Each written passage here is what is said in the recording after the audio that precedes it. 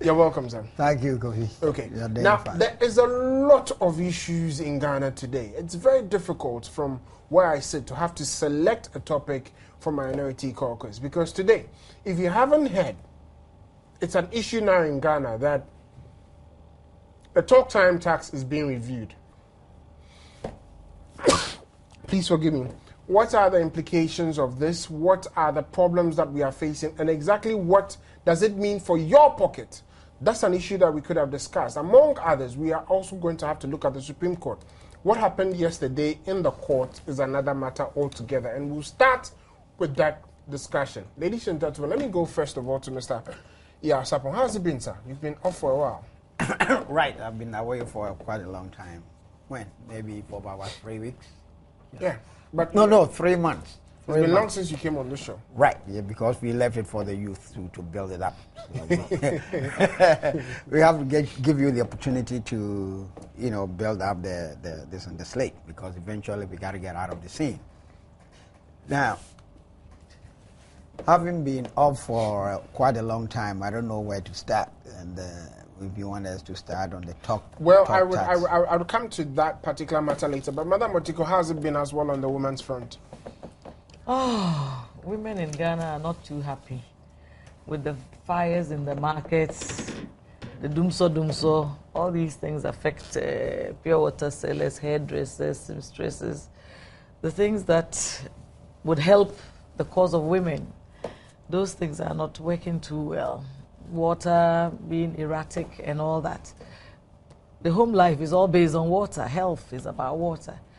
Those are issues that are affecting us. The court issue and all the talk about war, when there is civil riot, is women and children who suffer the most. The prices going up, fuel and all these things are demoralizing women. So on the women's front, it's not too good. And my counterpart, Anita, also made some unnecessary remarks blaming my party for the 3,000 pound bond, yes, concerning the immigration. And I felt that it was reckless and irresponsible, because we are leaders. National Women's Organizer, Ghana's female population is 52%. And so women's organizer at that level is a role model. You are a mentor. People want to say, me o bampesa me tono Anita. That's a huge responsibility. And so you mustn't make remarks that kind of mean that or indicate that you are ignorant, or that you're just using propaganda or a spin to create disaffection for your opponents, when the real issues are there. Because on this very issue, Nigeria didn't go on a demonstration, neither did India or Bangladesh, but they also are part of the victims. And for me, the continent of Africa, who are part of the Commonwealth, should not be discriminated against. This is a policy that goes against us. And we should unite as a people to see how to solve it, instead of trying to create disaffection for a party. So yes, I felt that, in a sense, she had embarrassed women, because she didn't seem to understand the issues. Or if she did, she decided to put the truth aside and put a spin on it, and that doesn't help anybody, because people are increasingly more discerning, and you don't want the mother of a party to treat her children as if they are stupid, because people can read and listen. Okay. Well, for your support, it's been well since we had you on this show. The Supreme Court case is panning out. How have you seen it so far? That's very interesting. Well, to start with, the case has been too slow for my liking. I don't know if the Supreme Court heard me today at Oman FM, because I was out there pleading with them that they have to speed up a little bit so that we can get this thing off our backs.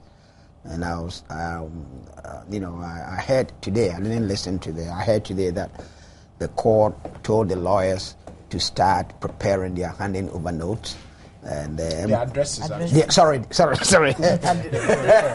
prepare. You seem to be going ahead of your time, anticipating what is going to happen. You got that right.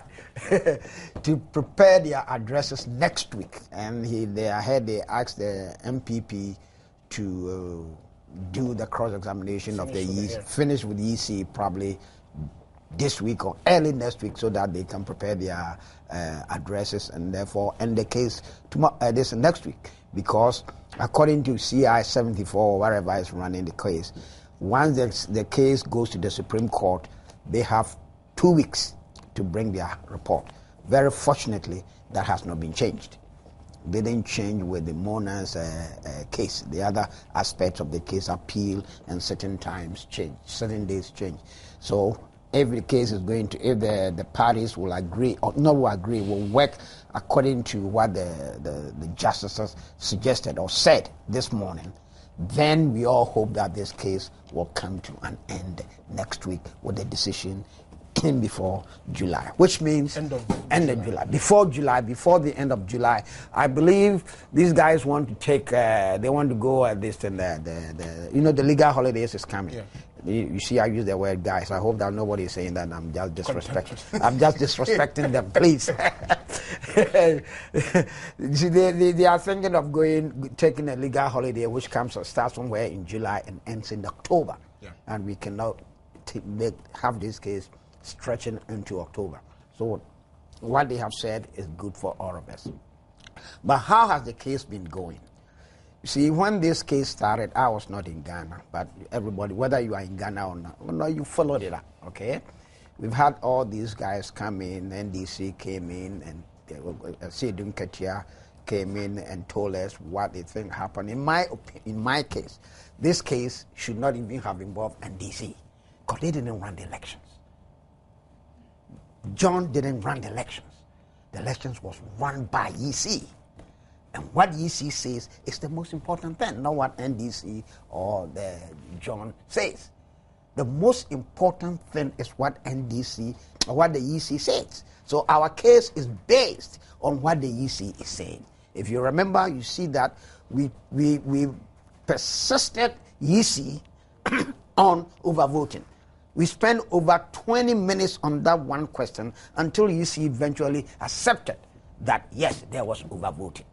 You see, we didn't care what Asidin Ketua defined overvoting. This is what I think we should look at it. Okay? What Asidin Ketua defined about overvoting, what we do at the polling station and what have you, but it's in material. If you allow me to pick your mind on this, I think that definition of overvoting that the NDC wants us to stick to, that so far as the number of ballots in the ballot box is not above what is in the register, is no overvoting, is a recipe for chaos.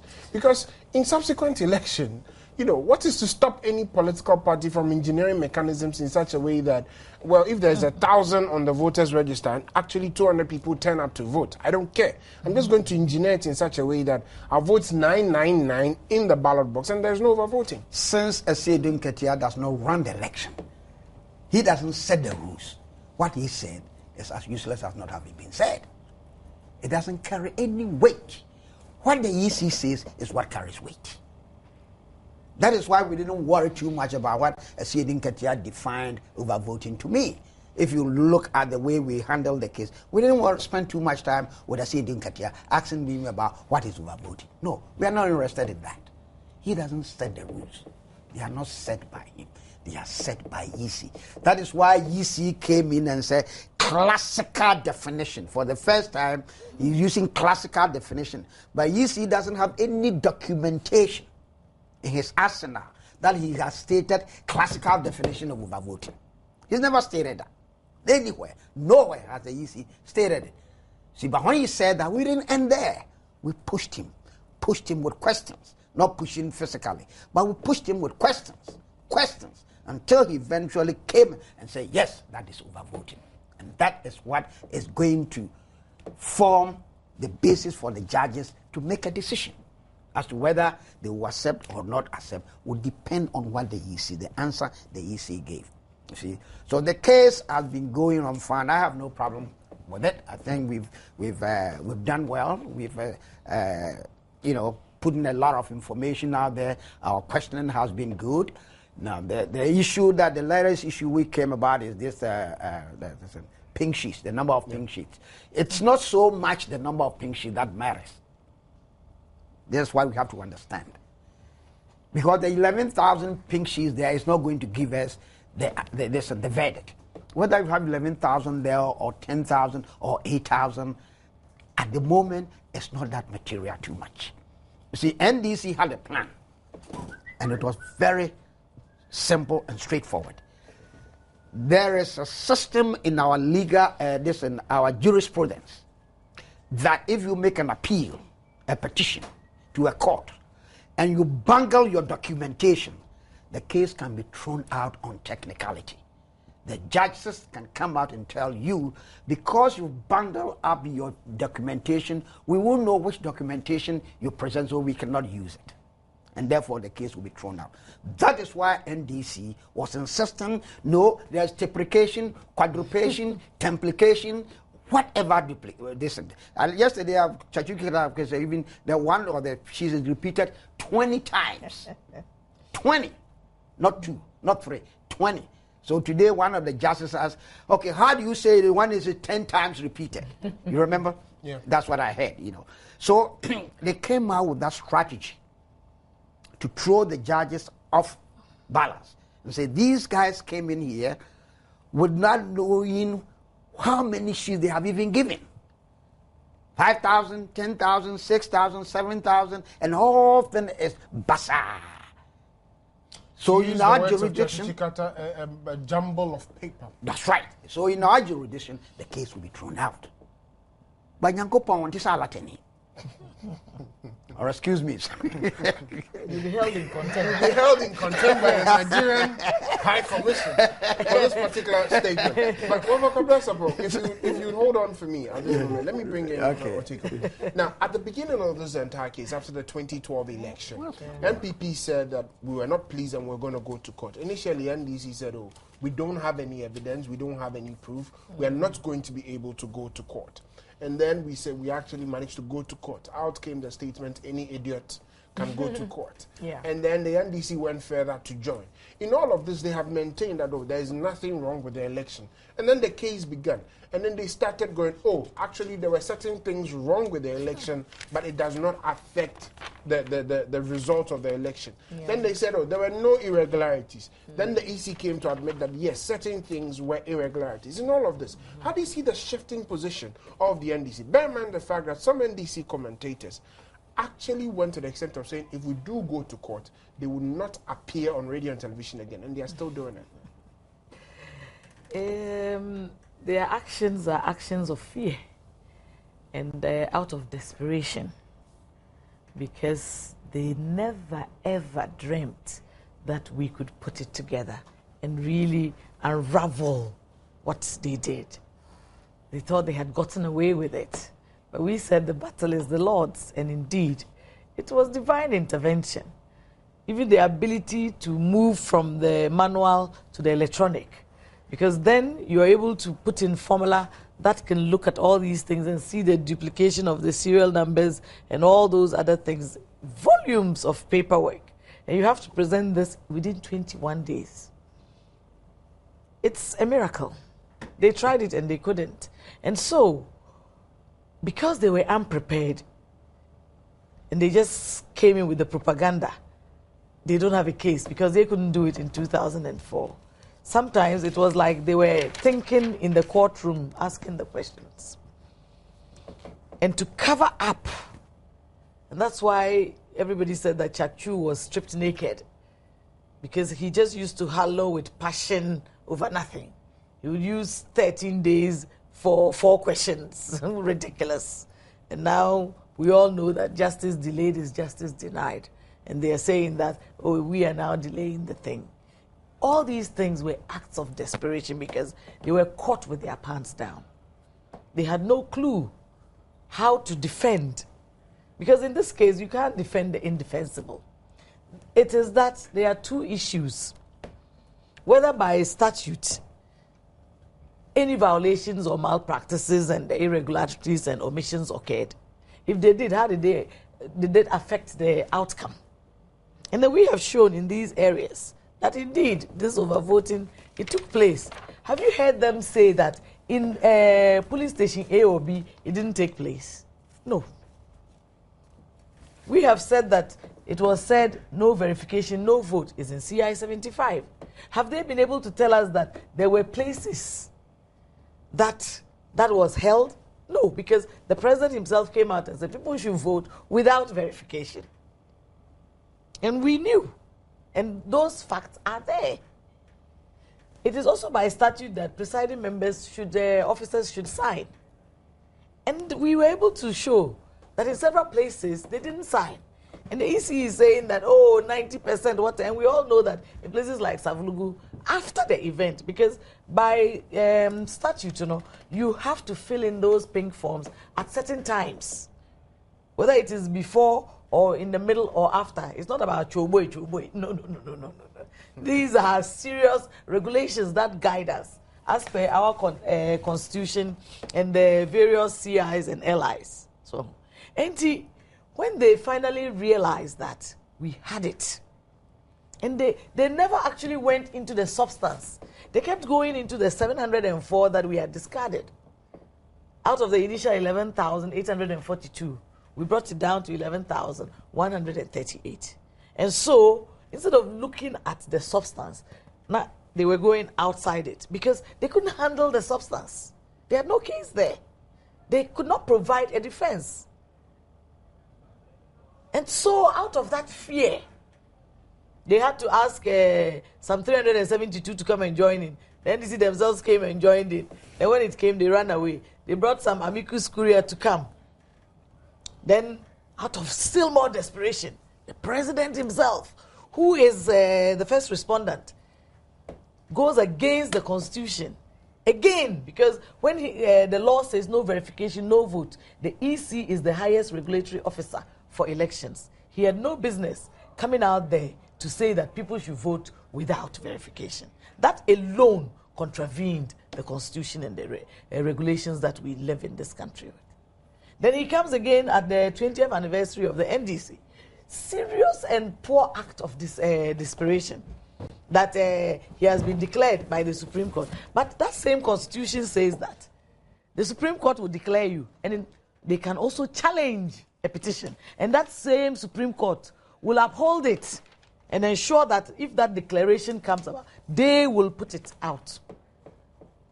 How can a president, because you are the executive, forget that we have separation of powers if you are not afraid of losing the presidency? The presidency of Ghana is not a small presidency. And so, when the declaration is based on errors, then it is an error president. You cannot say that these are transpositional errors, these are human errors, they are statutory errors, as per the various legislative instruments that have been found to govern the regulations. And nobody is above that. Nobody is above that. The president swore an oath to uphold and defend the rule of law. The rule of law does not exclude the president. And so, the judiciary is the third arm of governance, and their authority was being undermined by the president's statements. And it wasn't bad enough. He had to go to a church and say he's ordained by God. That's not what the oath that he swore said. You are taking an oath. It doesn't mean that you have been ordained by God. As for Ghana, God loves all of us. He has blessed all of us with so much.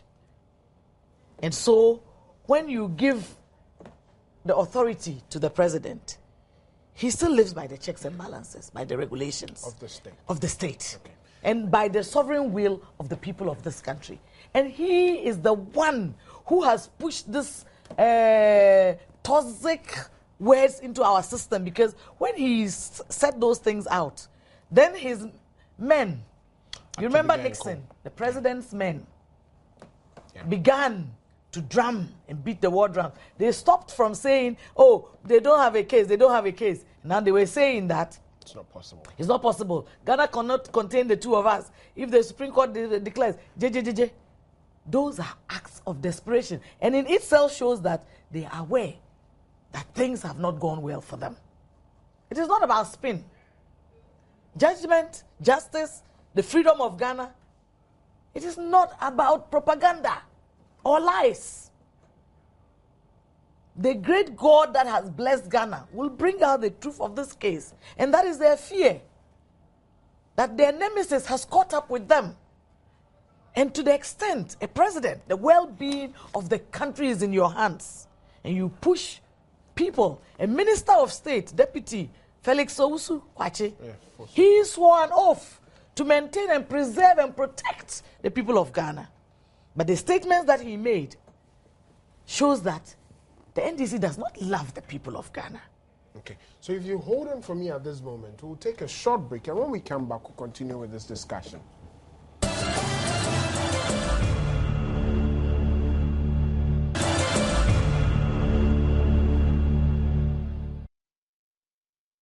Welcome back to Minority Caucus. We're here discussing the issues of the Supreme Court petition that the NPP has laid before the courts of Ghana, specifically the Supreme Court of Ghana. My guests are Mr. Kwabena Sapong and Madame Otiko Afisa-Jaba, who also happens to be the National Women's Organizer of the NPP. Now, before we went for a break, Madame Jaba, you were discussing the matters that happened, but let's zoom in into the matters of contempt, because you mentioned what had happened. The matters of contempt, and Mr. Ken Kranchi and Mr. Stephen Atubiga haven't been committed into the to the state for contempt of court. How did you feel like, as a woman, as a mother, when the sentence came? How was it like for you? For Mr. Atubiga or for Ken Kranchi? Both of them. The sentence. Yes. I felt that it was long overdue, personally, that they needed to crack the whip, starting with Samia Uku. They needed to crack the whip because the executive had lost it because of their fear and desperation to hang on to power. They had thrown care out to the winds, and they were running all over the place, trying to intimidate and scare us with beating war drums, forgetting that in this country we are all warriors. That's the name of Ghana. We are warriors, and our anthem, we are brave and we are bold to defend the cause of right and of freedom. So you don't want to threaten anybody, but this is what they sought to do. And I was glad that the third arm, the judiciary of the governance in this country, took it upon itself to uphold their oath because of lack of time. But I'll urge all Ghanaians to get the Constitution and read these things so that we imbibe them. And then we can really fight for the cause of right and freedom, because it's not something that you tamper with. And anybody who thinks that this generation of Ghanaians would just willingly just give it out and lie there out of threats must be dreaming. They will think again. And so, for the cause of justice to prevail, the justices, these 9 wise men, had to come out and crack the whip. It's like the Bible says, when you spare the rod, you spoil the child. And the mayhem, you know, there is power in words. When you speak evil, you depress people, you can kill people, you can suppress them. But if you speak good words, you can make love, you can unite people. The words that were coming out were a threat to the very existence of all of us Ghanaians. And so I am most grateful, and I, on behalf of all women, I'll say this, and children, because when there is war, like I said, it's women and children who suffer the most. We are most grateful for the wisdom that allowed these justices to crack the whip when they did. It was becoming like we were sitting on a time bomb, and we're just waiting, like the Konkomba War and the Bimobas. It took only a guinea fowl. Irresponsible and reckless statements from ministers of state who had sworn an oath to preserve this country, from spokespeople of the president, from the president himself. And I was very happy when he said that, Mr. Justice Atubiga, that from the president down, anybody, and the Constitution allows it, who contravenes or poses a threat to our democracy, to the rule of law, will be faced with this contempt. And so they have done as they should, because of the bigger interest of the nation. Not because, I don't think it's because they don't want to be criticized. Constructive criticism is okay. They told us that they are human. And this is a historic case. It's never happened before. And so that is why I'm sure initially they were lax. But you should not think that just because somebody is soft and gentle that they are weak. Okay, they cannot be weak by the powers vested in them.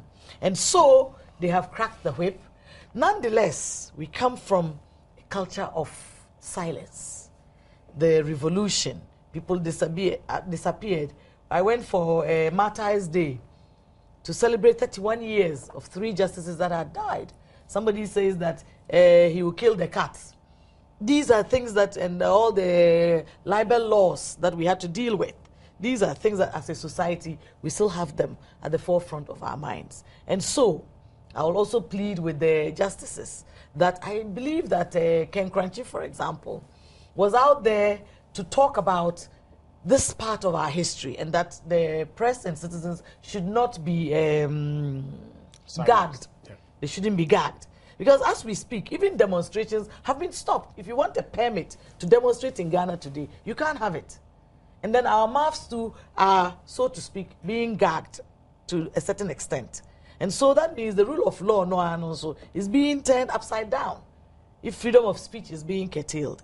And so, out of the mercy of these judges, who plead that, as is said, they should tamper justice with mercy, so that nobody takes advantage of it to take us back to the dark ages of the culture of silence. Okay. But as for cracking the whip, we agree. We agree. It was in the national interest to bring sanity and sanitize the place so that people will not use their mouths to kill this democracy and this Ghana that we have toiled for. And do you know that the man who wanted to be an MP of Binduri? Binduri, yeah. Yes. He comes also from Boko. I understand that during the fighting there, his house got burnt. 2 of his brothers got killed.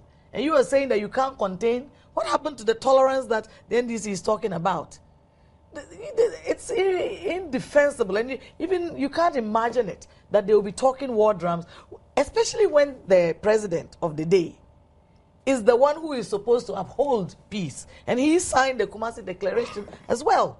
And so the responsibility of the lives of Ghanaians, per the oath that he swore, until the Supreme Court decides otherwise, it's in his hands, the onus of it.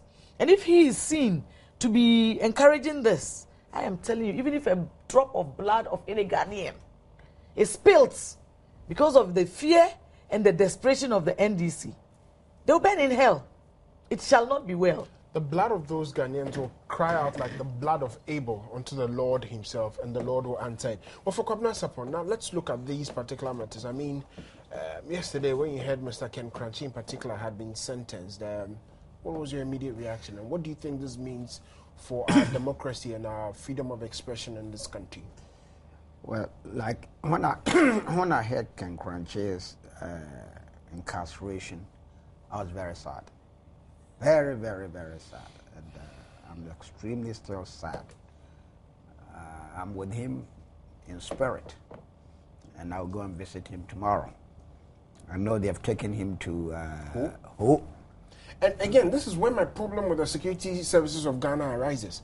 How can you go and drag somebody from his own prison at 3 a.m. in the morning and take him all the way to home? Meanwhile, our information is that Mr. Stephen Atobiga has been left at Nsawam. What is that about? The selectivity that we talk about that has always been exercised by the security agencies of Ghana is getting out of hand. What is this? Nana, you must know this. Have you heard this proverb before? A jankasem eya. Well, to which this means that the issue of an orphan is a very sad one. But who is the orphan in this case? Mr. Kranchi. MPP is the orphan. Oh, by this constitution, you are equal before the law. The security agencies in Ghana work to protect the political party in power. That has been it. Right from 1992 or whenever before that. When do you hear of national security? You hear of national security when there's a political issue that's coming that they are going to arrest a politician in the opposite direction. Okay? Because of where they were started. Unfortunately, when we came, we didn't change the national security. We did not. We ought to have taken them through a new orientation. The proper rule of law, as apostles of rule of law, have come. And therefore, your modus operandi should change. We didn't. Anytime you talk, you say, national security, and that's precisely what they have been doing to us. You see, we didn't sow it. Neither did we nourish it, but we didn't change it. That is why it is still so. I hope that if we come, by the grace of God, if we get the opportunity to come again, we will change that system. So the national security will be there for you and I and everybody, and not for the political parties alone. See what I'm saying? All right, so back to Mr. Then back to Mr. Kranche. You see, what happened at the Supreme Court yesterday is a lesson for all of us. The judiciary has been bastardized too much in this country. Now, like I've said somewhere else, it is the only last line of defense for every Ghanaian. The line of defense. You can't go anywhere. The politician can mishandle you. And they do. All right? The security can do it. And they do. The only group of people who should stand up for you and protect you is the judiciary. Because of that, that is why we have written a law, a constitution that makes the judiciary untouchable. Before you were born, they were removed on radio stations. Radio announcement will remove a judge before you were born. That's what happened to them. A politician will get up and say, I don't like your nose. You made that decision. I don't care whatever evidence is ahead of you. You are out of your position and you are not a judge. That is what happened before some of you guys were born. And when you were a kid, when you were born, some people got up and said, we don't like the head of those 3 judges. They are toying with our lives. They drag them from their room in the morning, in the night, in the early morning, and shut them in cold blood. Shut them. That is why we have the came in 1992 Constitution and said we will protect these guys so that they can protect us. But if we've gotten that and we are not respecting them, we are reducing them to non-entities. All right? Reducing them to non-entities. We say anything about them. They are corrupt. They are useless. They are wasting our time. We would deal with them. There are so many ways of killing a cat. If she doesn't go, we will kick her out. What didn't you hear about being said about the judiciary? And it didn't end there. When this case started, it continued. Right from the president himself. Unfortunate. The first gentleman of the land said the Supreme Court is going to rubber stamp my election. How can you say that when the case is in court? And do you notice? Immediately after that statement, all these events followed. Before that statement, NDC wasn't making any statement like we will not accept the results.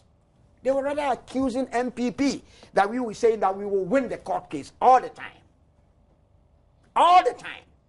The only serious statement that had been made by an NDC operative was Kakra Samoa when I was with him at this very station, not this place. Asampaifu, to be precise. No, it was here. Okay. It was in the morning.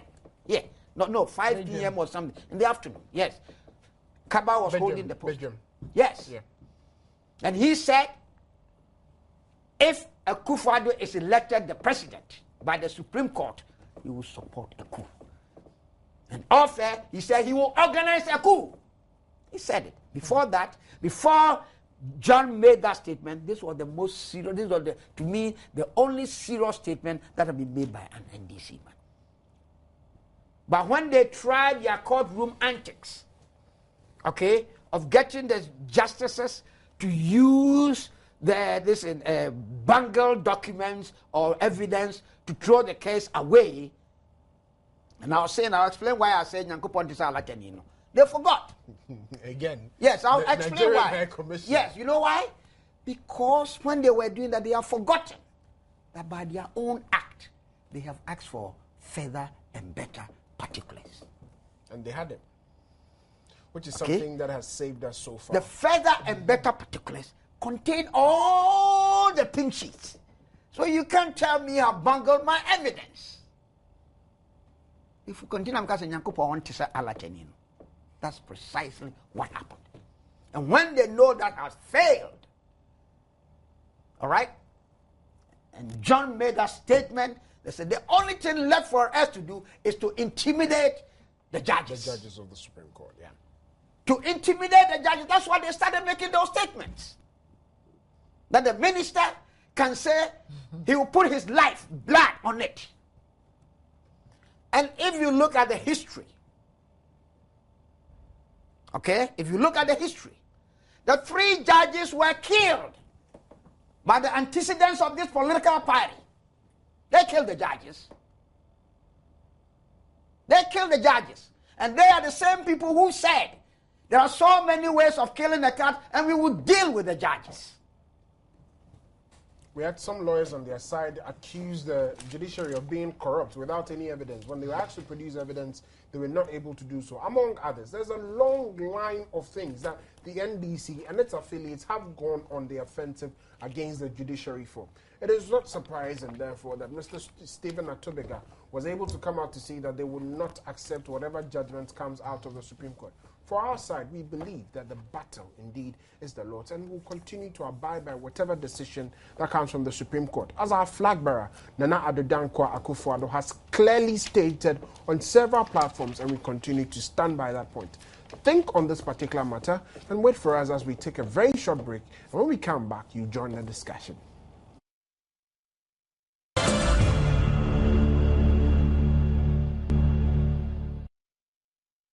Welcome back to Minority Caucus. There's a breaking news coming in from Egypt that President Morsi has been overthrown. I'll repeat. You can join this discussion on 0302211701324. I'll repeat, 0302211701324. If you don't get in through the phone lines, please text 1760 all networks. 1760 all networks. To the 9 justices of the Supreme Court, we thank you very much for the fact that you are introducing sanity back into the body politic of this country. You are doing a very good job, and we agree with you on the decisions that you have taken. My only little reservation is that I felt that yesterday, Mr. Ken Kranchi should have been heard in full. My only little reservation was that I agree with Mr. Atache when he said that it looks as though, and I'm choosing my words very carefully, it seems as though there were times when he wanted to say things, but it didn't come out clean. I believe that if those things were allowed to come, no matter how uneducated they may be, no matter how pedestrian they could have been, it would have educated all of us to see the mindset that was coming out at that particular point in time. That is my humble opinion. So the Justice of the Supreme Court, we thank you very much for the work that you are doing. We are grateful to you, but that is the little reservation and the little position that I, sitting here in this chair, I do hold. You'd realize that, and me myself, bearing in mind that my true size when it comes to the country of Ghana. To the security agencies as well, I would say that, look, let's stop this act of selectivity. I have always maintained that it is beginning to get to that point where you are creating an impression that we of the opposition side are not human beings. It is almost as if you are, going on to perpetuate a certain social classification. If you are NDC, you are a first-class citizen. If you are CPP, you may be a... Thanks a lot, Nana. First and foremost, just like your reservation, I want to appreciate that, in fact, we are very much careful about it. So what is going to let it go. The rest, we'll see what we can do. My appeal is the Supreme Court judges that just like what is going on, in fact, they should quickly hurry up, then give us speedy adjudication so that another comes for the presidency so that we will be free. Now, just like what happened in Egypt, just last year that their president was overthrown, and this guy Morsi came in. All of a sudden, he's also gone. We are all watching, and the battle is the Lord's. The battle is the Lord's indeed, and we thank you very much for the contributions that you have made. Autrey, welcome. Hello, Autrey. Autrey, there's so much noise around you. Yes, sir. Hello. Yes, sir, Autrey, there's so much noise around you. If you can reduce it a bit. Thank you very much, Autrey. I'm very sorry that we lost you. We hope that you are able to find your way back onto the same line. I was addressing the security services that, please, we beg you. You are there to protect all of us. We are all citizens of this country. When you begin to act in a manner that gives us cause to be worried, and we have to think as though we are under siege, you are not helping this country. I, sitting here, do not want anything to happen, but the path you are treading is a very dangerous one. I'd welcome another caller. Benjamin, welcome. Hello. Yes, sir, Benjamin, you're welcome. Thank you for having me on your line. My first day of calling you. I want to know that when this program is going on, there should be clarity. You know, I heard Sir John saying that President Morsi is a thief. Where did he say this? These things you people have not been saying them. No, Benjamin, for the sake of clarity, hold on. Benjamin. Were saying this, but Sir John said, Benjamin. He was saying that the justices over there at your lawyer to sit down. Hello, Benjamin. Saying all these things, is it not content? Benjamin. Why are you Benjamin. yourself? Benjamin, hello. Hello, Benjamin. You are being selective. Benjamin. We are all Ghanaians. We are all watching proceedings. Please. Okay, I hear Benjamin. Are you the one who was on Majority Caucus yesterday? No, but I heard you saying that the justices are being selective. Okay. I wonder that when exactly they said, don't say this and exactly what. And then again, even if that is the case, you remember that the justices of the Supreme Court have said that they issued a baseline. I believe that whatever Sir John is reputed to have said was before that baseline. We have raised issues with Kweku Boahing, who said that he made whatever state. If you'd allow me to land, Benjamin. 24. Yeah. Benjamin, if you allow me to land, I heard you. I'm saying that there was a deadline, there was a touchline. Whatever was said, even if it was said, was before the touchline. That was why Kweku Boahing was allowed to go scot-free. If we want to trade these issues, Ali Dawood, the host of Majority Caucus, is allowed to make so many statements that he said that he was on this set. What set? With a man who said that he would support a coup, which is more than before the deadline. But he said that bringing memories before the deadline. Okay, I think you've made your point. But the point I quickly wanted to make was that he said that within a context of giving a history of what has happened. And I don't think there's anything wrong with that. But again, we respect your opinion. It's very welcome. Here on Minority Caucus, all shades of opinions are welcome. We are just seeking to improve upon the political discourse in Ghana within a very decorous manner. Thank you very much for your contribution anyway. I have my next caller on the line. Hello? Hello, caller. Hello? Yes, sir. Good evening. Good evening, Chief.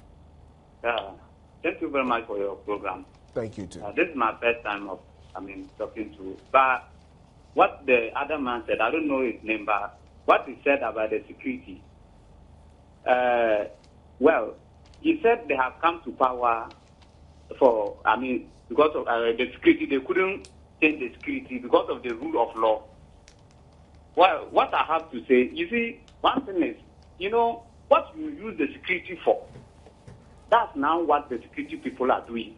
Because when you came to power, you have to know that, that's how the security, because we will not use the security for that. But you have used the security for the security to know that this is what the line we are tuning. Now, the security now, we are all saying that it's no good. But so far as you have come and then you use the security for that, and now you are saying that it's now that we have to change. Can I ask you a question, sir? Yeah. Okay, can you please tell me your name? I'm sorry, I forgot. Oh, my name is Salu. Okay, Salu. The point he was making, as we all heard him, was that the security forces have been like that since the 1992 Constitution. It was a trend. If you allow me to finish, it was a trend. They started along that path. When we came into power, we did not manage to change them from that mentality. That's what he said.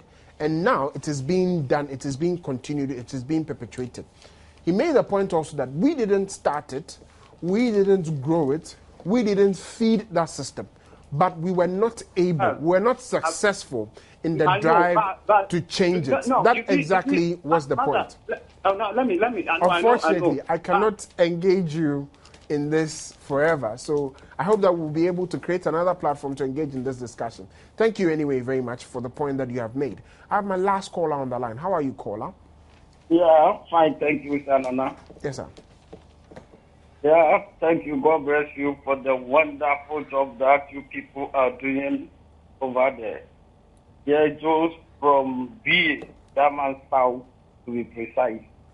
I want the NDC college to appear on the radio.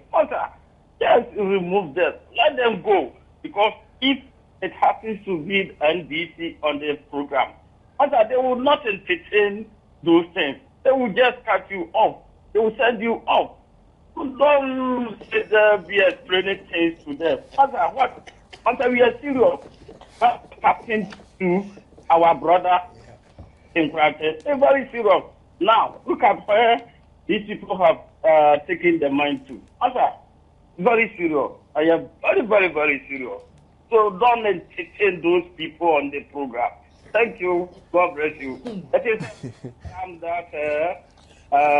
see my brother, my father, in Japan. God bless you and my mother. Thank you very much as well for your opinions. You see, here on Minority Caucus, as much as possible, we try to encourage your shades of opinion because we are all Ghanaians and we believe that we give the chance to everybody. Express your opinions, but truth is not afraid of what is being said. When we know and we believe that the truth stands and the truth is what we are telling the people, we are not afraid to confront anybody with the facts. And that is what we'll continue to do. I understand your opinion anyway, but let's pray that the good Lord himself will intervene in these matters on behalf of Ghana. Unfortunately, they have just about a minute to go, and so we'll have to wrap up. But closing comments. Closing comments. The Supreme Court decision on Kankranchi and Samia Uku and the others has now come to define something for us in Ghana. Now, if I tell you that what you've done is hypocritical, it means you are a hypocrite. That's what the Supreme Court decision has said. If I tell you that what you have done is Machiavellian, all right? Your act is Machiavellian, that means you are a Machiavellian. So evil. And evil. So it means the act, now when what you have done, describe what you have done, then it means you are that description. That is what the Supreme Court decision has come to tell Ghanaians. So we must be careful now. Unless they change their decision, all right, we will be seeing a lot of people going to court for civil defamation. Yeah, because now you cannot describe an act without saying that that person is like that. Okay. Do you see what I'm saying? Yeah, we understand. You can't describe an act and don't expect that person to take you on because of the Supreme Court very decision. much, Madam Otiko. We have 20 seconds. Okay. The Supreme Court, they are like God. The courtroom there is hallowed ground. And they have the responsibility of being the highest body of our judicial system. They are the custodians of the rule of law. So we cannot undermine their authority. Not the president, not his men, not anybody in this country should be allowed to undermine them. And when the leaders and the government of the day appear to break the law, they invite anarchy. And when anarchy comes, then the country suffers. Okay. So they should do well to respect the judiciary and allow them to do their work. Thank you very much, Madam Otiko Afisa Jabba. Join me in thanking Mr. Wafai Kwabena Sapong and Madam Otiko Jaba for having been on the show. I'll quote to you a quotation that is very popular out there. A turning and turning in the widening gray, the falcon cannot hear the falconer.